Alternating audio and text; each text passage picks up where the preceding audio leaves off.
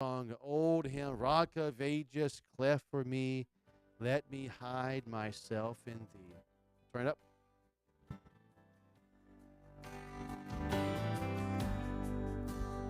Rock of Ages, cleft for me, let me hide myself in thee. Let the water and the blood from thy wounded side which flowed be of sin the double cure. Save from wrath and make me pure.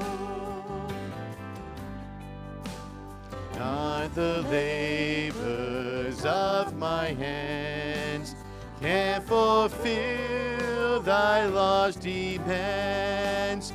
Could my zeal no ease might know, could my tears forever flow, all for sin could not atone.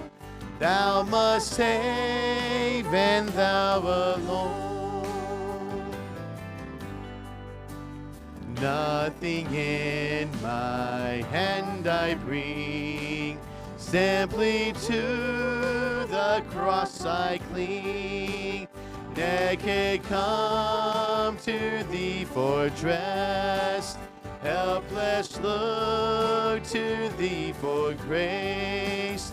Vow I to the fountain fly, wash me, Savior, or I die. While I draw this fleeting breath, when mine eyes shall close in death, when I soar to worlds unknown, see thee on thy judgment throne. Rock of Ages, cleft for me, let me hide myself in thee. What a great thought. Rock of Ages, that we can hide ourselves in him. He is our shelter. He is our comfort. And I'm glad that we can go to him for our refuge. Mark chapter 14, please. Mark chapter 14. If you're keeping up with which verse we should be on, if you are, I'm hoping you are not, you will find that we would not be on verse 51. You will find that we would be, I think, on verse 43, somewhere around there, but we're not. I will go back to verse 43. The reason for that is I told my wife this as I was printing out the notes. I said this particular I don't want to wait. Pretty much, I am don't want to wait, impatient. But this particular story is the most fascinating, odd thing possibly that I have read in the Word of God. How many of you know what the Energizer Bunny is? No, back in the day, they have the commercials for that, and they marketed it like this. They would have a commercial about something else, and then the Energizer Bunny would just follow behind them. They would say, it just keeps going and going and going. And another commercial would come on, and the Energizer Bunny keep going. It's like something weird that's happening in the background. That's how those commercials went. This particular two verses in Mark 14, it's like, where did that come from? And I don't want to take maybe the message part, but we're going to look at these two verses. But before, verse 51. And there followed him a certain young man, having a linen cloth cast upon his naked body. And the young man laid hold on him, and he left the linen cloth and fled from them naked. Now, if you remember, where was Jesus before this? The last week, we talked about the prayer in the Garden of Gethsemane, right? Between there and here, we know the story. Judas goes to Jesus, kisses him. The soldiers come. The disciple takes an axe, try to chop off the soldier's ear and the head, but apparently he moves or ducks, gets the ear, it comes off. Jesus picks it up and puts it back on. Right, this is right after all of that, which we will get to next week, or the week after. All of that is this story here. Right before that, verse 50 says, and they all forsook him and fled. All the disciples go, ah! And they fled. Okay? So here is Jesus with the soldiers. Judas is gone. Disciples are gone. And here is Jesus being arrested. And then it's about this certain young man having a linen cloth cast about his naked body. And the young man laid hold on him. And he left the linen cloth and fled from them naked. Right after that, and they led Jesus away to the high priest. So right before they actually take him to the trials, there's a little excerpt about this unknown young man. So I titled the message, The Mystery of the Linenless Man. Say that 10 times fast. The mystery of the linenless man. Here's some thoughts. Be linenless, whatever the word is. I don't know why I chose that word. Those who follow superficially with Jesus will flee hastily when there's hostility toward Jesus. So if I am not truly following him, it's just superficially, just on the outside, not a true heart. So just on actions, when there is hostility, when there is trouble going on, I'm the first one to say, I'm out of here. I'm not really with them like Peter did. The other disciples, like this man did. Another statement in regards to this is this. We won't die for him, Jesus, then, if we won't live for him now. How many of you can shake your head or whatever, give me the wide-eyed.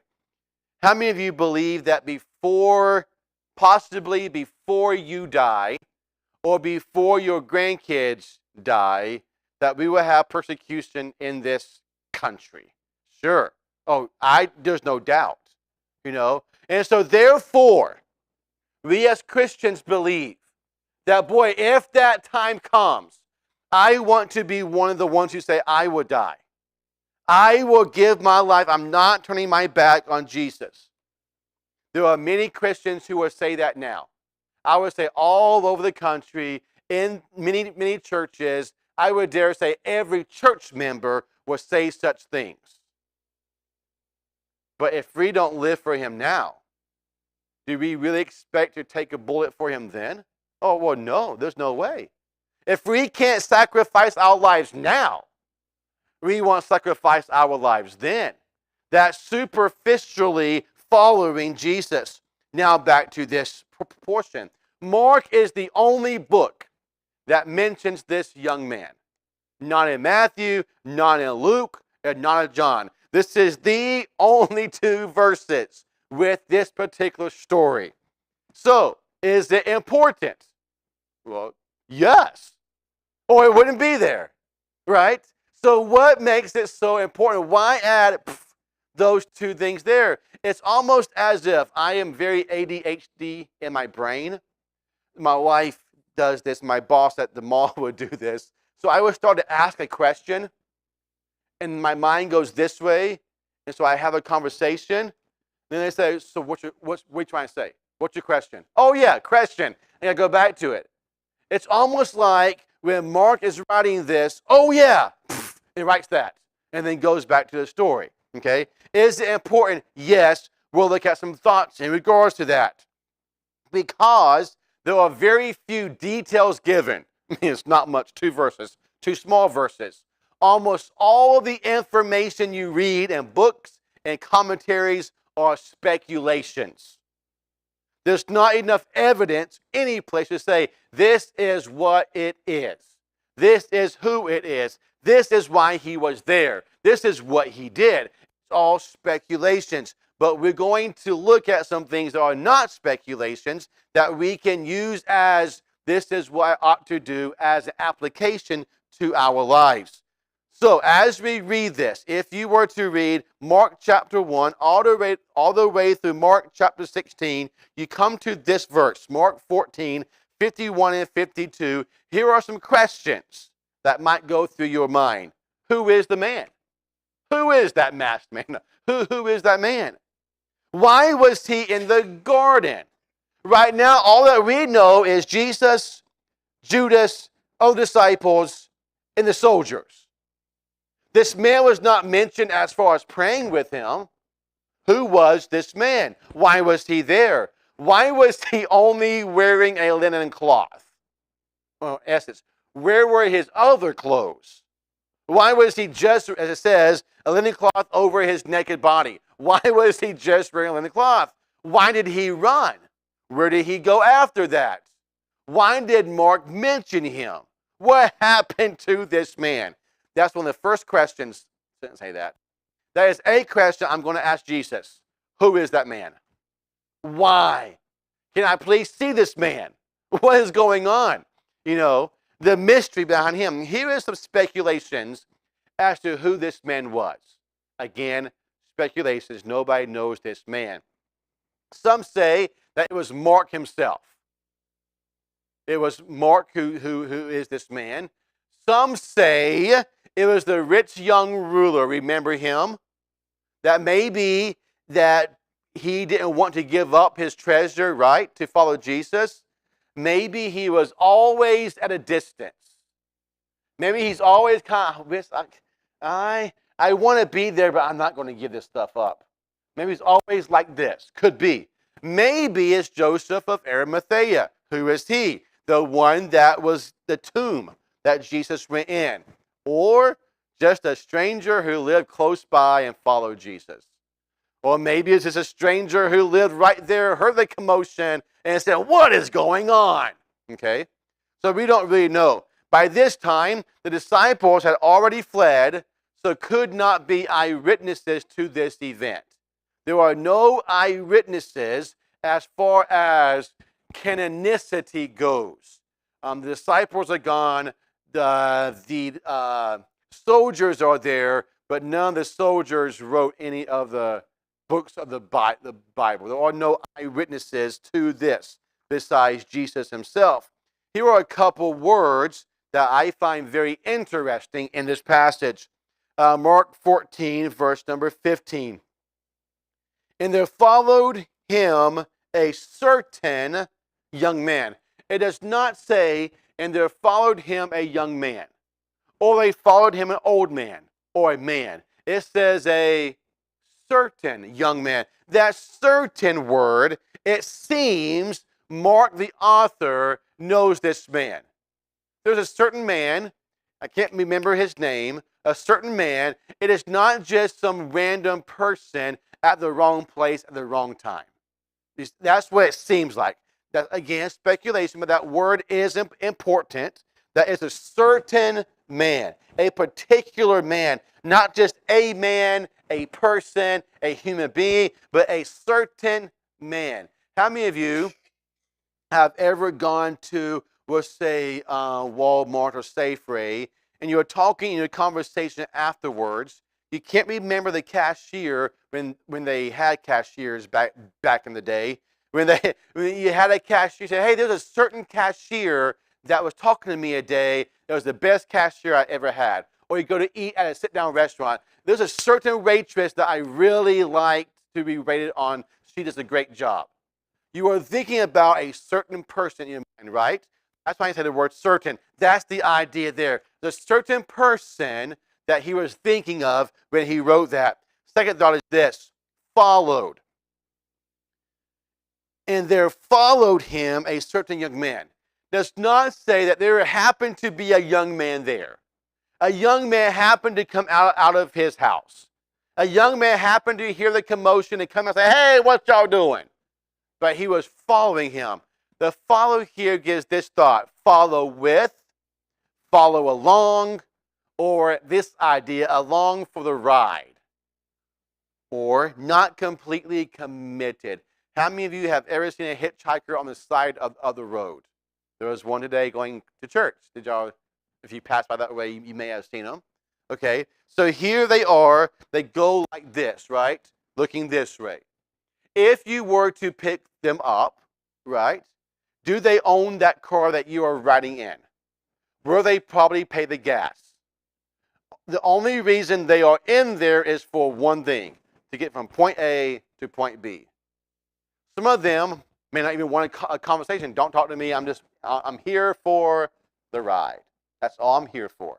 Not committed, not anything. So sometimes we as Christians are just in for it for the ride. I'm just following Christ to get to heaven. That's the only reason why I really do what I do. I'm only in it for the ride, and this seems to be the idea. He's only following to get something from the one he's following with. Go to Hebrews chapter 6. It's up there on the screen. Hebrews 6, verses 4 and 5. For it is impossible for those who are once enlightened and have tasted the heavenly gift. Have you got to Hebrews 6 yet in your Sunday school? You have? Okay.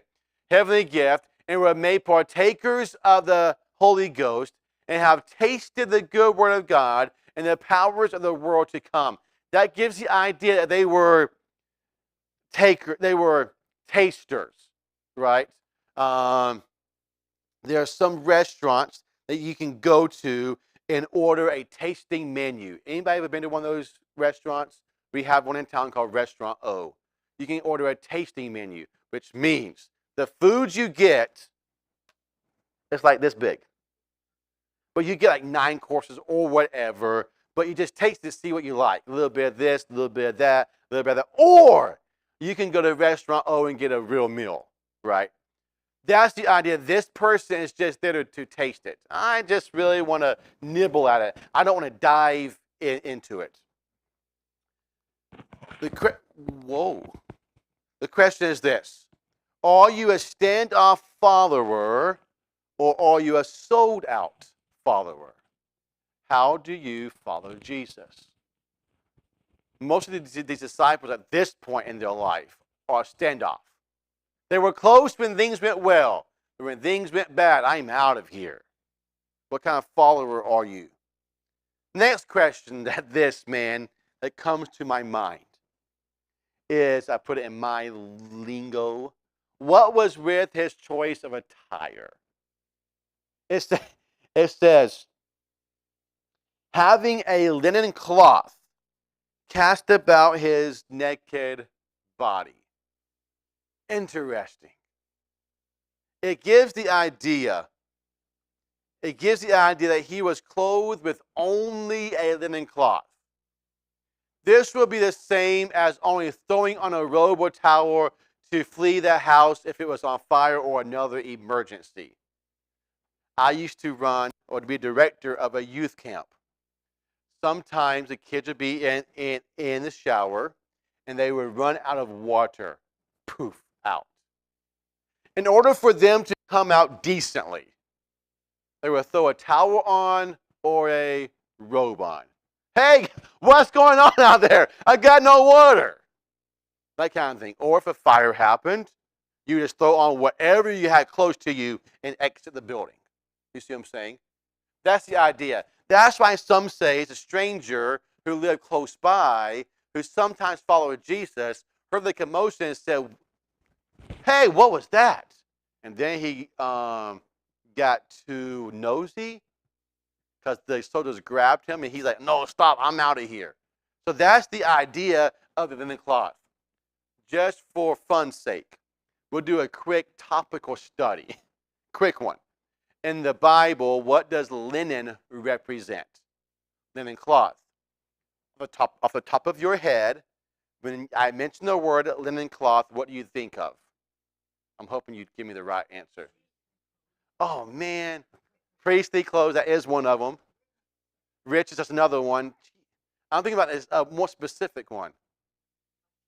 Okay. There's a particular linen cloth that was folded. Resurrection. That's where I was hoping you'd go with that. But all of those things are true. Somebody wrote my message for me. Y'all did. Somebody said riches. Who was that? Right? That's the first one. Royalty or honor, a luxury item. Genesis, Exodus, First Chronicles, Esther, Proverbs, Isaiah, Ezekiel, Daniel, Luke 16 and verse 19. There's a certain rich man who was clothed in purple and fine linen and fared sumptuously every day. We say, well, maybe that was the man. Impossible. By now, that man was in Hades at this time. In Revelation chapter 18. So that's the idea of the linen in this case is riches, royalty, expensive. The second one is what Brother Bernie mentioned is Levitical priesthood, purity, holiness.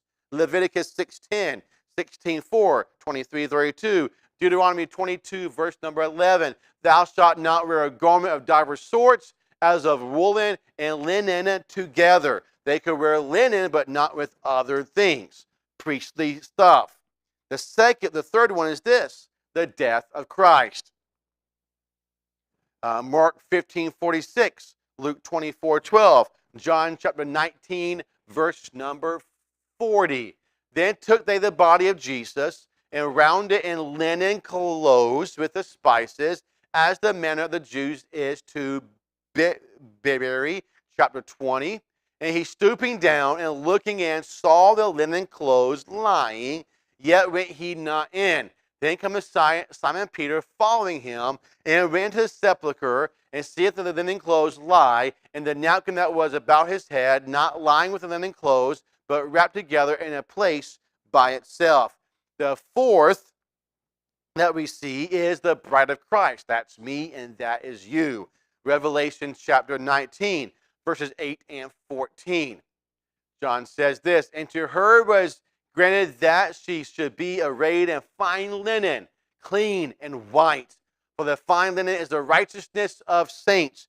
Verse number 14. And the armies which were in heaven followed him upon white horses, clothed in fine linen, white and clean. I cannot wait for that day, by the way. Not part of this message, but we're coming on a horse and white clothes, holiness with Jesus. In the battle, the victory is already won at that point. But the bride of Christ. Amazing. Linen, as parentheses here or brackets or whatever. When doing your Bible reading and studies, I would challenge you to take something like that. What does the Bible say about this word? Why is it mentioned here? What about this word and this word? Do a topical study.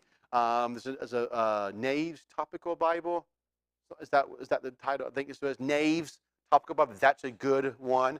There's also online stuff just to see different things when it was done and all this kind of stuff. So, next question in regards to this odd man.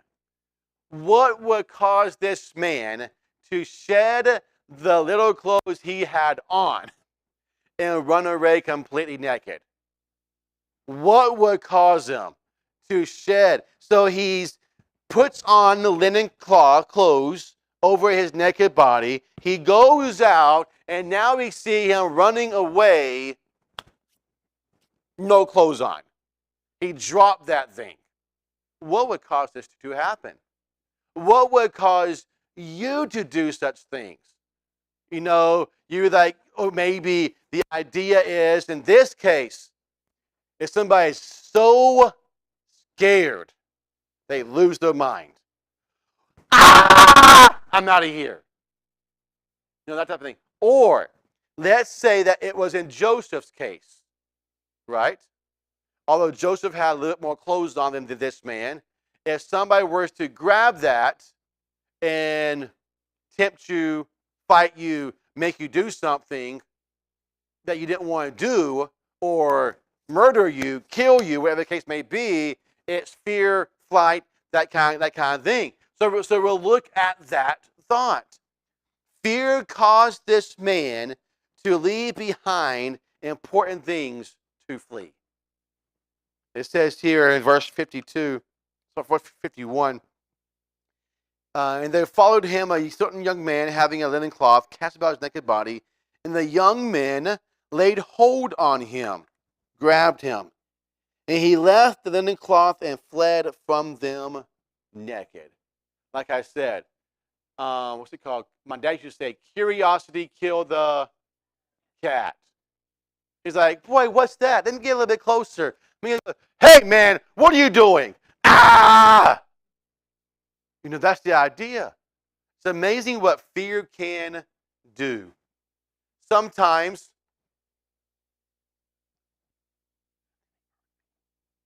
there's people outside. Yeah, may have heard me scream. Don't know. But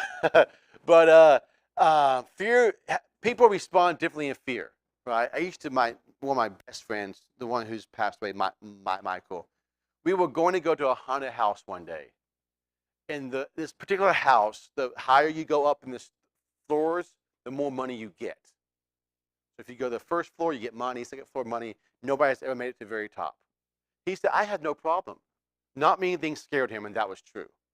He said, my response is not to scream or to run or to freeze. He was a black belt. My first response is, if you scare me, wham! He said, I don't want to knock nobody out tonight. That's why he says that we cannot go. I do not want to knock some. Yeah, I don't want to knock anybody out. Some people response is boom. Some is freeze. Some is ah. If you were to scare my daughter, she's fun to scare because her response is ah. Some people, my best friend Matthew, growing up, we tried our best to scare him, his dad, every day. We would hide and hide. Boo! That's all he would do is, oh, hey. You could not scare this man. He did work in the prison. That probably is why. He's seen everything. You couldn't scare him, But this man's response was, I'm out of here. Was to flee. Fight or flight is what dogs do, or animals as a whole. Genesis chapter 39. Verse 13, and it came to pass when she saw that he had left his garment in her hand and was fled forth. This is talking about Joseph, right? He left the garment in his hands. Did he fear something? Yes, he did. Was it Potiphar? Nope. Was it Potiphar's wife? Nope. What was it? He feared God enough to say, I'm not doing that. I am not staying here. I'm out of here. Luke chapter 14, verse 26.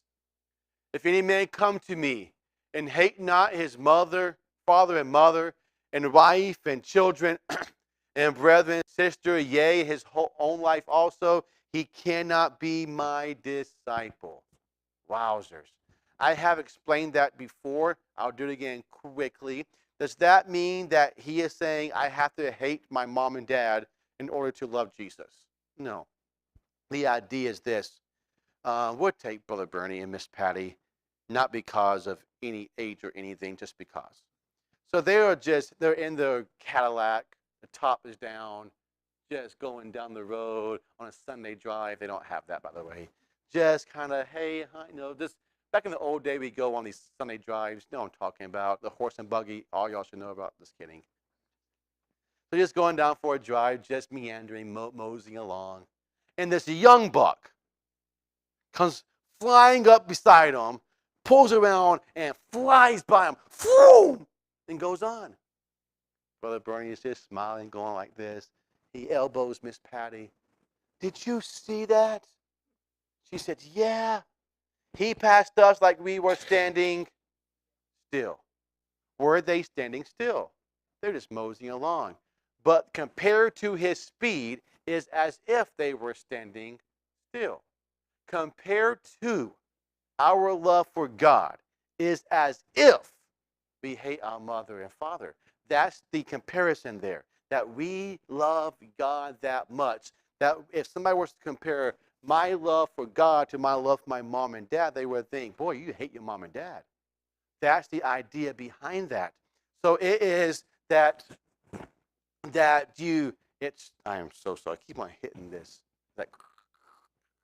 It's not my stomach. It really is the mic. So that's to follow after. That is true disciple. That is true following. Faith should cause us to stay with the important things and follow.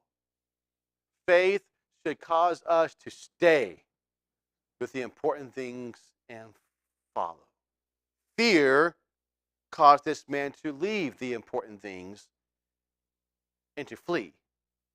How many of you remember the story of the woman at the well?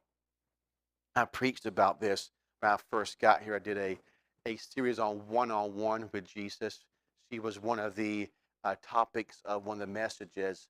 What I find interesting about this passage is not the whole story, but many times in that story, the reason why she went to the well was to fill her pitcher with water to bring it back, right? That's why she was there. That was her purpose. But she found out that God has something else in mind. When she went and talked to Jesus, when she met the man who changed her life,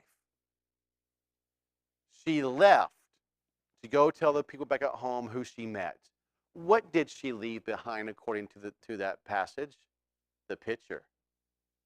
All of a sudden, what was so important to her that she would get there, all of a sudden is not as important anymore. Because there's something more important now. That's the idea. Faith caused her to say, "No, what? That's not important anymore. Jesus is." Faith should cause us to stay with the important things and follow. All the disciples fled. But faith should say, "No, what? I don't care. Come what may, I am going to stay and follow Jesus." The question is this, as we close with two more thoughts. First one is this: faith or fear? Well, I have faith. I have nothing to fear. Was it Winston Churchill who said, "There's nothing to fear but fear itself"? Is that him? I got one thing right in history. But faith or fear? With our mouths, we want to say faith, faith, faith. I would die for him then. I do not have fear. The answer is not done with our lips. Anybody can give any old answer with their mouth. The answer is not seen in our words, but in our decisions. What did Peter say? I ain't going to, oh, that's Southern. Wow, I use it Southern. I ain't going to deny you at all. That's what he said. I ain't doing it. Then what did Jesus say? Yeah, you is. 3 times. You're going to that time thrice before the cock crows. He's probably thinking, I ain't doing it. Can you imagine when that cock crows what he thought? With his lips, he said, I have faith. But with his decisions, he said, I have fear. I fear what they're going to do to Jesus, they're going to do to me.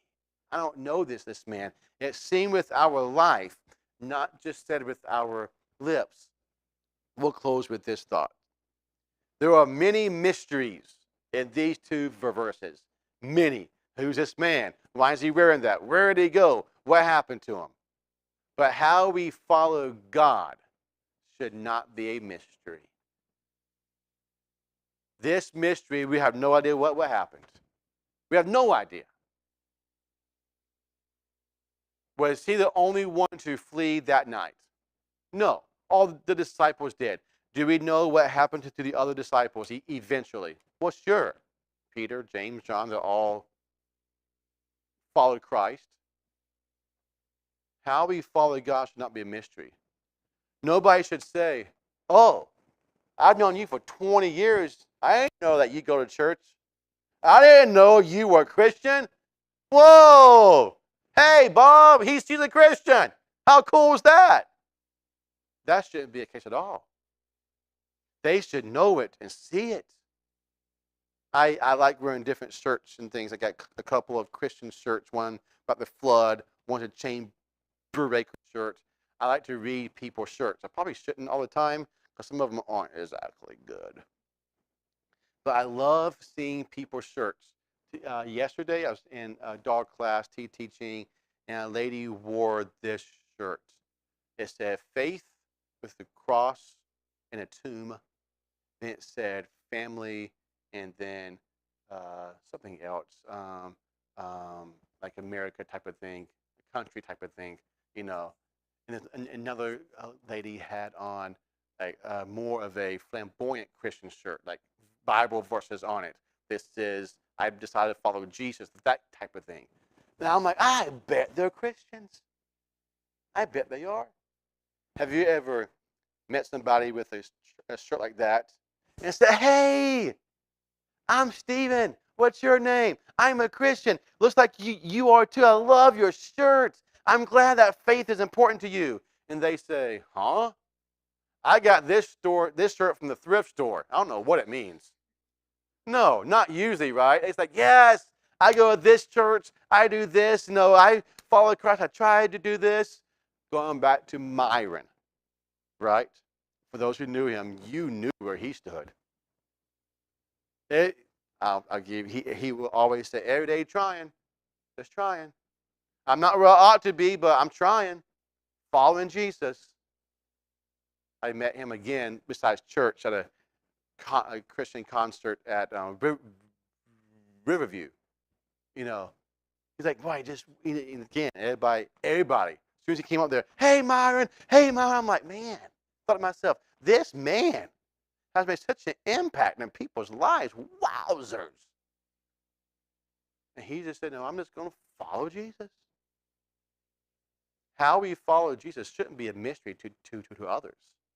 They should know exactly how we follow, when we follow, how we follow, what we're going to say. Has anybody ever said to you, don't tell that joke to him? He won't find that very funny at all. Yeah? Or, no, that lady, nope, don't tell that to her. She's a Christian. She'll tell you exactly what she thinks about that. That should be the testimony. That should be our following Jesus. It also should be that they won't not do things around you, but they'll be the first ones that they seek out. Say, hey, my wife died. Can you pray for me? I know you know God. Can you pray for me? Hey, fire, devastated. Hey, I know that you know God. Can you help? Can you pray for me? They may never have prayed a day in their life. They may never still pray. They'll find somebody who they think will. It's amazing. As a chaplain at the hospital, there'll be people who've never prayed a day in their life and still won't pray. But they don't mind you praying, just in case. You're a Christian. You can talk to God. I had somebody, I won't tell you who it is. I had somebody, his grandson said God's name in vain. And the grandson knows me. The grandmother knows me. And the grandmother said, wait till Stephen gets here. You can tell him what you said. I didn't know about this part. I come in, and the grandmother said to the grandson, all right, he's right there. Tell him what you said. He's blood red. He said, I said, God, well, he told me the word. I said, you shouldn't do that, should you? Oh, I didn't make a big deal about it. It's not my kid, you know. I said, you shouldn't say such things. You're going to do better next time. I'm like, yeah, I'm not going to do that again. And the grandmother said, I thought you'd be meaner to him. She told the grandson that I am, what does she say? That I am in with God, that type of thing. I have it in with God. And, you know, I'm like, no, that's just not how it works. But I pray, and he listens. But so can you, if you are a child of God too. You know, how do we follow Christ? It shouldn't be a mystery like it was with this man here. Let's bow.